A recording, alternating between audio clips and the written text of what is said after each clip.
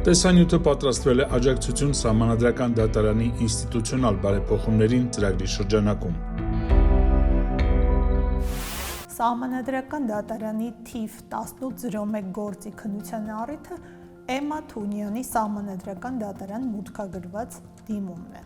Դիմումը խնդրել է Հայաստանի Հանրապետության Սահմանադրության 60-րդ հոդվածի առաջին մասի 2-րդ կետին, այն է, հանրության գերակա շահերի ապահովման նպատակով սեփականության օտարումն իրականացվում է օրենքով սահմանված բացառիկ դեպքերում և կարգով միայն նախնական և համարժեք փոխհատուցմամբ և Սահմանադրության 63-րդ հոդվածի առաջին մասին, այն է, յուրաքանչյուր ոք ունի անկախ և անաչառ դատարանի կողմից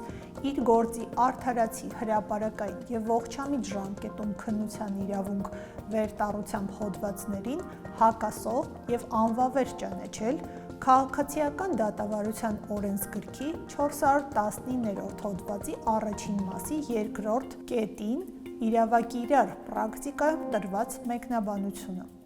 Խնդրու առարկա օրենսդրական դրույթները հետևյալն են։ Նոր հանգամանքները հիմք են դատական ակտի վերանայման համար, եթե Հայաստանի Հանրապետության վավերացրած միջազգային պայմանագրի հիման վրա գործող միջազգային դատարանի ուժի մեջ մտած վճռով կամ որոշմամբ հիմնավորվել է անձի Հայաստանի Հանրապետության վավերացրած միջազգային պայմանագրով նախատեսված իրավունքի խախտման փաստը կամ եթե անձը տվյալ վճռի կամ որոշման ուժի մեջ մտնելու պահին ունեցել է այդ իրավունքը միջազգային պայմանագրով նախատեսված պահանջներին, ժամկետներին համապատասխան իրացնելու հնարավորություն կամ միջազգային դատարանը հաստատել է կողմերի միջև ձեռք բերված հաշտության համաձայնությունը, բարեկամական կարգավորումը կամ Հայաստանի Հանրապետության կողմից արված միակողմանի հայտարարությունը։ Առաջին ատյանի դատարանը քննելով քաղաքացիական գործ ըստ հայցի Glendale Hills Փակ բաժնետիրական ընկերության ննդեմ Էմմա Թունյանի Գևորգ, Միհրան, Սաշիկ Սաֆյանների անշարժ գույքը պետության կարիքների համար վերցնելու մասին պայմանագիր կնքելուն հարկադրելու և զբաղեցրած տարածքից վտարելու պահանջի մասին և ըստ հակընդդեմ դիմումի Էմմա Թունյանի կառավարության թիվ 1151 Ն որոշումը Հայաստանի Հանրապետության միջազգային պայմանագրերին, Սահմանադրական դատարանի որոշմանը, Հայաստանի Հանրապետության օրենքներին հակասող և անվավեր ճանաչելու պահանջի մասին հայցը բավարարել է, իսկ Էմմա Թունյանի Հայաստանի Հանրապետության կառավարության թիվ 1151 Ն որոշումը Հայաստանի Հանրապետության միջազգային պայմանագրերին, Սահմանադրական դատարանի որոշմանը, օրենքներին հակասող և անվավեր ճանաչելու պահանջի մասին հակընդդեմ դիմումը մերժել։ Վերաքննիչ դատարանը վերստին քննելով տվյալ գործը վճռել է Glendale Hills Փակ բաժնետիրական ընկերության հայցը բավարարել։ Վճռաբեկ դատարանը քննելով վերաքննիչ բողոքի դեմ բերված վճռաբեկ բողոքը վճռել է վերաքննիչ դատարանի որոշումը թողնել անփոփոխ, իսկ վճռաբեկ բողոքը առանց բավարարման։ Թունյանը և այլք ընդդեմ Հայաստանի գանգատ են ներկայացրել Մարդու իրավունքների եվրոպական դատարան, որը ճանաչել է դիմողների կոնվենցիոն իրավունքի խախտում և վճռել պատասխանող պետությանը պարտավորեցնել բոլոր դիմողներին վճարել Մարդու իրավունքների եվրոպական դատարանի վճռում նշված գումարները։ Վճռաբեկ դատարանը տվյալ դատական գործը նոր հանգամանքներով վերանայելու արդյունքում որոշել է վճռաբեկ բողոքը բավարարել մասնակիորեն։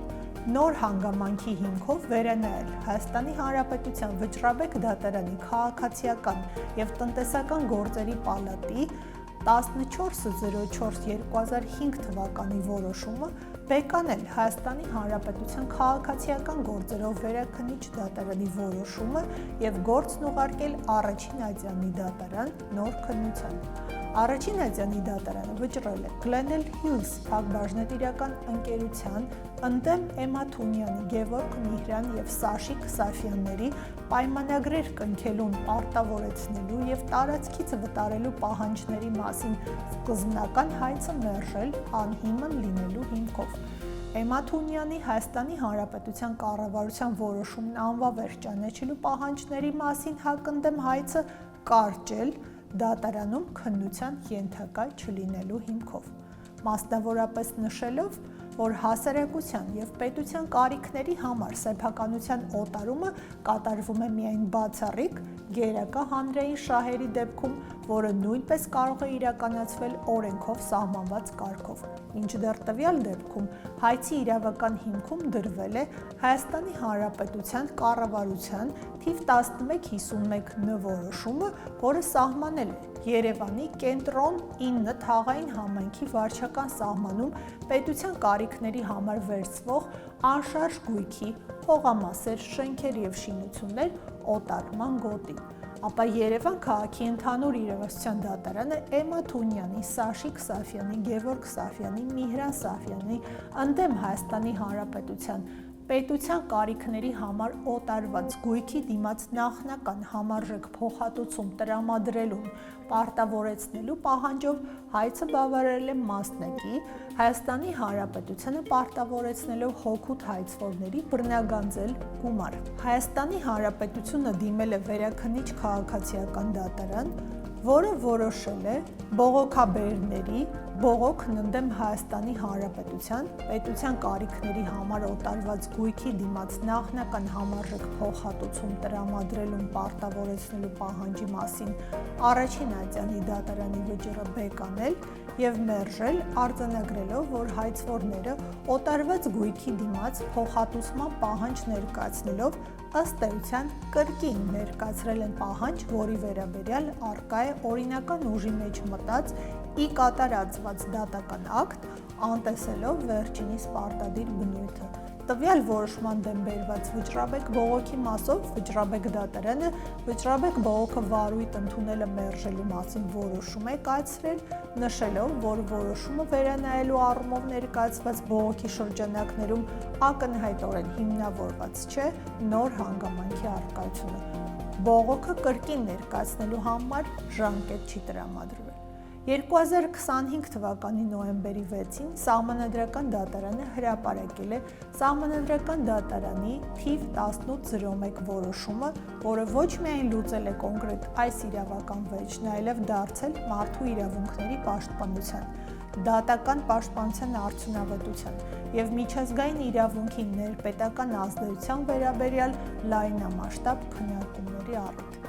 Էմմա Թունյանի դիմումի հիման վրա քննված այս գործը ցույց է տվել, որ երբ օրենքի կամ դրա մեկնաբանության պատճառով անձը զրկվում է իր իրավունքները վերականգնելու իրական հնարավորությունից, այդ սահմանափակումը կարող է ձեռք բերել սահմանադրական նշանակություն։ Դատական իշխանության դերակատարումը այստեղ դուրս է գալիս դեկլարատիվ մակարդակից, դառնալով պետության իրավական համակարգի հիմնասյուներից մեկը, որը պետք է ապահովի մարդու իրավունքների ամբողջական և անխաթար իրականացումը։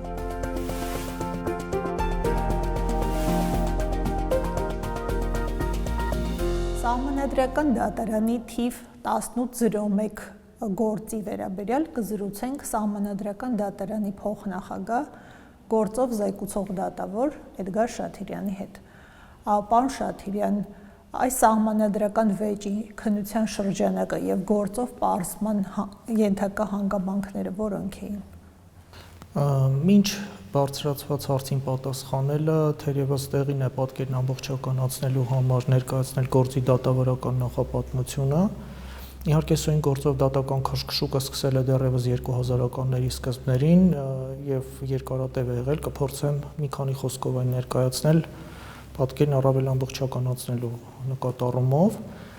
2002 թվականին ընդունվել է կառավարության հայտնի 1151 որոշումը, որը վերաբերում էր Երևանի կենտրոնում կառուցապատման ծրագրերի իրականացման միջոցառումներին։ Այս համատեքստում 2004 թվականին Glendale Hills փակbaşնետիրական ընկերությունը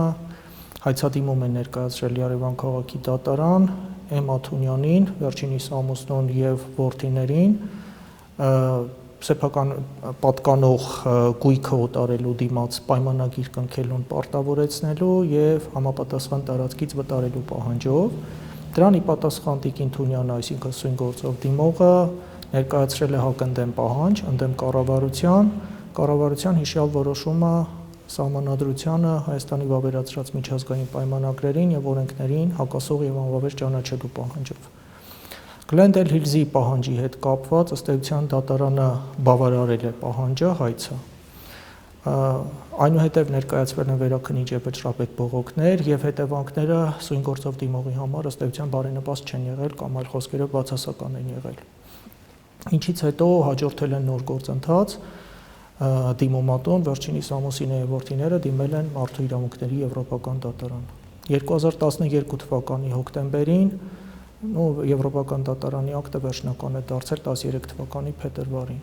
Միեդը Թունյանն եւ այլ կնդեմ Հայաստանի գործով արձանագրել է կոնվենցիայի թիվ 1 արձանագրության առաջին հոդվածի խախտում։ Եվ այս համատեքստում պարտավորեցրել է Հայաստանի Հանրապետությանը նյութական վնասի դիմաց բոլոր դիմումատուներին վճարել 30,000 եվրոյի չափով գումար եւ ոչ նյութական վնասի դիմաց յուրաքանչյուր դիմումատուին 1500 եվրոյի չափով գումար։ Ըստ էության Միեդի կոնվենցիոն իրավունքի խախտումն արձանագրող վճիռը նոր հանգամանք է դիտարկվել եւ սրա հիման վրա վճռաբեկ դատարանը բեկանել է վերաքննիչ դատարանի ակտը եւ գործն ուղարկել Առաջինացյանի դատարան նոր քննության։ 2014 թվականին Առաջինացյանի դատարանը ընկերության հայցը մերժել է դրա անհիմն լինելու պատճառաբանությամբ, ինչ վերաբերում է Տիկին Թունյանի հակընդդեմ պահանջին, ապա այս մասով գործի վարույթը կարճվել է դատարան բարձրացված հարցի դատարանի քննությանը ենթակա չլինելու հիմքով։ Եվ ըստ էության դատարանը սրա հիմքում դրել է այն պատճառաբանությունը, որ կառավարության 2002 թվականի վկայակոչված որոշումը արդեն իսկ ճանաչվել է սահմանադրությանը չհամապատասխանող Սահմանադրական դատարանի 2006 թվականի որոշմամբ եւ վերջնարդյունքում ուժը կորցրել է։ Դրան հաջորդել է դատական նոր գործընթաց, Տիկին Թունյանը մասնավորապես եւ այլոք դիմել են Երևան քաղաքի Առաջինացյանի դատարան պետության կարիքների համար օտարված սեփականության դիմաց նախնական համարժեք փոխհատուցում տրամադրելուն պարտավորեցնելու պահանջով ընդդեմ Հայաստանի Հանրապետության իդեմս կառավարության։ Եվ 2019 թվականին Առաջինացյանի դատարանը նրանց ներկայացրած հայցը մասնակի բավարարել է։ Սակայն նույն թվականին վերաքննիչ դատարանը քննության առնելով Հայաստանի կառավարության վերաքննիչ բողոքի իդեմս ֆինանսների նախարարության բեկանել է Առաջինացյանի դատարանի ակտը եւ փոփոխել։ Վերջնարդյունքում հայցը ամբողջությամբ մերժվել է։ Դրանից հետո ներկայացվել է վճռաբեկ բողոք, որի վարույթ ընդունելը վճռաբեկ դատարանը մերժել է 2020 թվականի մարտի 26-ի որոշմամբ։ Բարձրացված հարցի կոնտեքստում 2025 թվականի փետրվարի 11-ին Սահմանադրական դատարանն ընդունել է ՍԴՎ 1769 որոշումը, որի շրջանակներում գնահատման առարկա է դարձրել նաև սույն գործով քաղաքացիական դատավարության օրենսգրքի վիճարկվող դրույթի սահմանադրականությունը։ Եվ ըստ էության գործին չմասնակցող անձանց մասով համապատասխան սահմանափակումը ճանաչել է Սահմանադրության 60-րդ հոդվածի 5-րդ մասին եւ 63 հոդվածի առաջին մասին հակասող եւ անվավեր։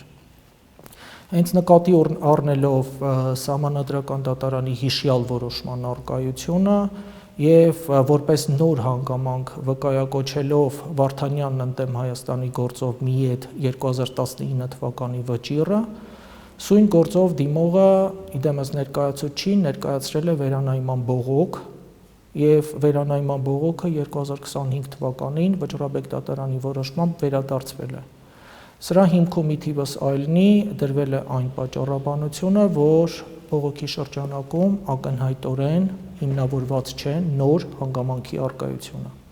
ինչից հետո արդեն դիմողը դիմել է Սահմանադրական դատարան։ Ընդ որում հատուկ ուշադրություն եմ հրավիրում այն հանգամանքի վրա, որ սույն սահմանադրական վեճի շրջանակը կանխորոշելիս Սահմանադրական դատարանը առանցքային ուշադրություն է դարձրել երկու հանգամանքների վրա։ Առաջին, որ դիմողի կողմից որպես նոր հանգամանք վկայակոչվել է ոչ թե սեփական, այլ մեկ այլ անձի գործով ընդդեմ Հայաստանի գործով կոնվենցիոն իրավունքի խախտումն արձանագրող վճիռը, նկատի ունեմ Վարդանյանն ընդդեմ Հայաստանի գործով վճիռը։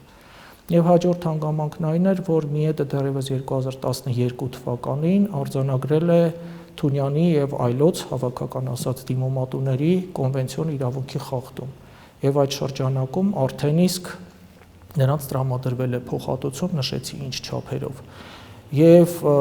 կարևոր է նաև այն հանգամանքը, որ վճռաբեկ եւ վերաքննիչ դատարանները ըստ էության իրենց պատճառաբանությունների հիմքում այս հանգամանքն է վկայակոչել, ավելի պարզ Եվրոպական կոնվենցիայի 41-րդ հոդվածով նախատեսված արդարացի բավարարման շրջանակներում ըստ էության փոխհատուցման հարցի իրենց գնահատմամբ լուծված լինելը։ Եվ այս առումով Սահմանադրական դատարանը որպես պարզման ենթակա հանգամանք մասնավորապես առանձնացրել է հետևյալ հարցադրումը. Արդյոք քաղդատորի սույն գործով վիճարկվող դրույթին տրված դատական մեկնաբանությունը համահունչ է Սահմանադրության 60 հոդվածի 5-րդ մասին համապատասխան հանրության գերակա շահերի ապահովման նպատակով սեփականության օտարման դիմաց նախնական եւ համարժեք փոխհատուցում ստանալու անձի ըստ էության բացարձակ որակ ունեցող իրավունքին։ Եվ այս կոնտեքստում նաև Սահմանադրության 61 եւ 63-րդ հոդվածների առաջին մասերով նախատեսված իրավունքների ապահովման առումով է հարցը իրավունքների իրացման առումով է հարցը դարձրել քննարկման առարկա։ Եվ այստեղ կարևոր է նաև այն հանգամանքը, որ դիմողի կողմից վերանայման բողոք ներկայացնելիս կրկնվում է, բայց սա կարևոր է, արդեն իսկ ընդունված եւ ուժի մեջ էր մտած Սահմանադրական դատարանի ՍԴՎ 1769 որոշումը։ Եվ այս հանգամանքը հաշվի է առնվել նաև սույն որոշման շրջանակում համապատասխան վերլուծություններ անելիս եւ գնահատականներ տալիս։ Իսկ ինչ իրավական դիրքորոշումներ է արտահայտել Սահմանադրական դատարանը այս գործով որոշմանս պարզված հանգամանքների լույսի ներքո։ Սույն որոշման շրջանակում Սահմանադրական դատարանն ըստ էության արտահայտել է մի շարք դիրքորոշումներ, փորձեմ հնարավորինս հակիրճ ու համակարգված ներկայացնել դրանք։ Նախ Սահմանադրական դատարանը արձանագրել է, որ դեռևս 2023 թվականի ՍԴՎ 1699 որոշմամբ հստակ նշվել է, որ Սահմանադրությամբ հանրության գերակա շահերի ապահովման նպատակով օտարված սեփականության դիմաց փոխհատուցումը կարող է իրականացվել բացառապես նախնականության եւ համարժեքության սկզբունքների անշեղ պահպանմամբ։ Եվ սրա արժեբանական հիմքը ըստ էության սահմանադրի տված բառացի դրա նկատմամբ կիրառելի պայմանականություններից զերծ եւ անվերապահ խոստումն է գույքի օտարման դիմաց վճարել նախնական եւ համարժեք փոխհատուցում։ Ընդ որում թե նշված որոշմամբ, թե դրան հաջորդող որոշումներով, մասնավորապես ՍԴՎ 1769, ՍԴՎ 1797, իհարկե այնքանով որքանով վերաբերում են բարձրացված հարցին, Սահմանադրական դատարանը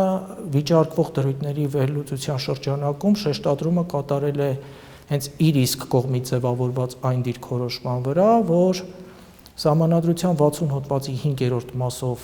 ամրագրված իրավունքը խնդրու առարկա հարցի համատեքստում բացարձակ իրավունք է եւ հետեւաբար նաեւ սույն գործով որոշման շրջանակում շեշտադրումը կատարել է բացարձակ իրավունքը ենթակա է բացարձակ պաշտպանության սկզբունքով տրամաբանության վրա։ Սույն գործով որոշման շրջանակում Սահմանադրական դատարանը նկատել է, որ հանրության գերակա շահերի ապահովման նպատակով սեփականության օտարման հետ կապված հարցի համատեքստում նախնականության եւ համարժեքության սկզբունքների պահպանվածության առումով Եվրոպական դատարանի կողմից ընդդեմ Հայաստանի գործերով ուժի մեջ մտած ցանկացած վճռի կամ որոշման առկայությունը ինքնին ըստ էության վկայում է պետության ներսում հանրային եւ մասնավոր շահերի միջև հավասարակշռության խախտման մասին կամ այլ խոսքերով ասած այդ հավասարակշռության բալանսի խախտման յուրօրինակ ցուցիչ է։ Եվ սա մի կողմից պետք է ազդակ լինի հանրային իշխանության մարմինների համար իրենց սահմանադրական պարտականության կատարման կոնտեքստում, մյուս կողմից ներպետական դատարաններում պետք է ազդարարի համապատասխան գործերի քննության նոր շրջափուլի մեկնարկ, կոնվենցիոն եւ սահմանադրական արժեբանությանը համահունչ։ Սրա հետ մեկտեղ Սահմանադրական դատարանը փաստել է, որ հաշվի առնելով այս խումբ խախտումների մեծածավալությունը ու շարունակականությունը Եվրոպական դատարանի կողմից ընդդեմ Հայաստանի գործերով կոնվենցիոն իրավունքի խախտում արձանագրող ցանկացած վճռի առկայության պայմաններում կամ որոշման պետք է համարժեք իրավական գնահատական հետևի ներպետական համակարգում։ ընդ որում պետք է հաշվի առնվի այս կոնտեքստում ոչ միայն խախտումների ծավալը, այլև դրանց առնչությունը անձանց բավական լայն շրջանակի եւ այս խախտումների ժամանակագրական առումով լայն ընդգրկումը։ Իհարկե նաև բովանդակային առումով, ինչպես նշեցի, այս բացարձակ իրավունքի սահմանադրական իրավական բովանդակությունը։ Եվ սահմանադրական դատարանը նաև շեշտադրել է, որ դատական ակտի վերանայման ինստիտուտը չպետք է շեղվի իր բուն սահմանադրական նպատակից եւ վերջին արդյունքում ձևախեղվելով վերածվի սոսկ դատավարական ֆիկցիայի կամ ձևականության։ Կցանկանայի նաև հատուկ ուշադրություն դարձնել այն հանգամանքի վրա, որ Վարդանյանն ընդդեմ Հայաստանի գործով ՄԻԵԴ-ը փոխհատուցման չափի որոշման հարցի համատեքստում ըստ էության գնահատման առարկա է դարձրել այնպիսի հույժ կարևոր չափանիշներ սահմանադրական դատարանի գնահատմամբ, ինչպիսիք են մասնավորապես գույքի նկատմամբ սեփականության իրավունքը կորցնելու պահը, հողի շուկայական արժեքը, ողջամիտ ժամկետներում փոխհատուցում ստանալու պարագայում այդ միջոցներից իրական տոկոսային եկամուտ ստանալու հնարավորության կորուստը եւ ինչու ոչ նաեւ փոխհատուցման գումարի չափի պարտադիր փոփոխությունը պայմանավորված գույքի արժեքով կախված գնաճի հանգամանքից։ Եվ ըստ էության, քանի որ նաև 2019 թվականի համապատասխան վճռով ՄԻԵԴ-ն արձանագրել էր կոնվենցիայի թիվ 1 արձանագրության առաջին հոդվածի խախտում, հստակ նշելով, որ Վարդանյանի գույքի օտարման գործընթացը չի իրականացվել օրենքով սահմանված պայմանների պահպանմամբ, Սահմանադրական դատարան այս ամենը համակցության մեջ վերլուծելով դիտարկելով գտավ, որ վերոթվարկյալ չափանիշներն իրենց բնույթով ունիվերսալ են եւ կարող են վերաբերել համապատասխան փաստակազմով նաև այլ գործերի եւ կիրառելի լինել այդ գործերով, որպիսի հանգամանքը ըստ էության ուշադրության չի արժանացել ներպետական դատական ատյանների կողմից։ Իսկ մարդու իրավունքների Եվրոպական կոնվենցիայի 41-րդ հոդվածով նախատեսված արդարացի բավարարման շրջանակում տրամադրված փոխհատուցման մասով ինչ է արձանագրել Սահմանադրական դատարանը։ Չափազանց կարևոր հարց եք բարձրացնում, բոլորս գիտենք, որ կոնվենցիայի 41-րդ հոդվածով սահմանվում է հետևյալը. Եթե ՄԻԵԴ-ը գտնում է, որ տեղի է ունեցել կոնվենցիայի կամ վերջին իսկից արձանագրությունների խախտում, սակայն համապատասխան բարձր պայմանավորվող կողմի ներպետական իրավունքը նախատեսում է միայն մասնակի հատուցման հնարավորություն, այս դեպքում ՄԻԵԴ որոշմամբ տուժած անձին կարող է տրամադրվել արդարացի փոխհատուցում։ Եվ այս շրջանակում ըստ էության Սահմանադրական դատարանը կարևոր դիրքորոշում է արտահայտել առ այն, որ այս փոխհատուցումը իր բնույթով մասնակի փոխհատուցում է, նկատի առնելով ՄԻԵԴ-ի ազգային դատարանների նկատմամբ սուբսիդիար բնույթը եւ կոնվենցիայի 41-րդ հոդվածի բուն տեքստը։ Եվ ամբողջությամբ մեջ վերցված այն ուղղված է կոնվենցիայի խախտման զոհին արդարացի բավարարում ապահովելուն եւ այս պայմաններում ներպետական մակարդակում տրամադրվող փոխհատուցման մասը լրացնելուն։ Հետևաբար այս պայմաններում պետությունը, տվյալ դեպքում Հայաստանի Հանրապետությունը, չի ազատվում Սահմանադրության 60 հոդվածի 5-րդ մասին համապատասխան համարժեք փոխհատուցում վճարելու պոզիտիվ պարտականությունից, թե մինչև խախտումն արձանագրելը, թե առավել եւս post factum, այսինքն դրանից հետո։ Շնորհակալություն։